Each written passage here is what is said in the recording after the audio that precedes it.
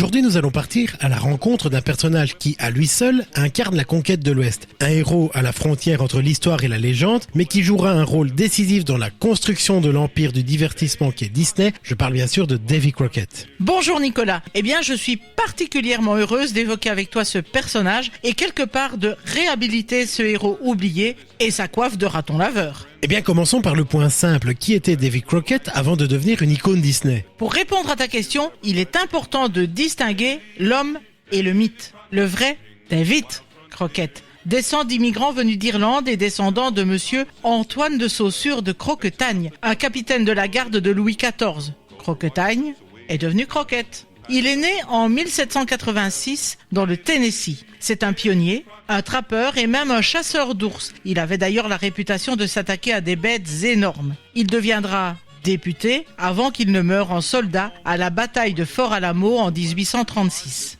Déjà de son vivant, sa vie fut romancée. Des récits mélangeaient exploits réels et vantardises. Ainsi, ses exploits sont mis en scène, le présentant comme un pionnier tout-puissant, venant à bout de tous les animaux sauvages et des Amérindiens. Son image se transforme aussi en celle du parlementaire qui s'oppose à la déportation des Amérindiens. Donc, si je comprends bien, il n'a pas attendu la télévision pour devenir un héros populaire. C'est ça, même si la grande explosion de sa popularité, c'est bien sûr Disney qui l'a orchestré un siècle plus tard.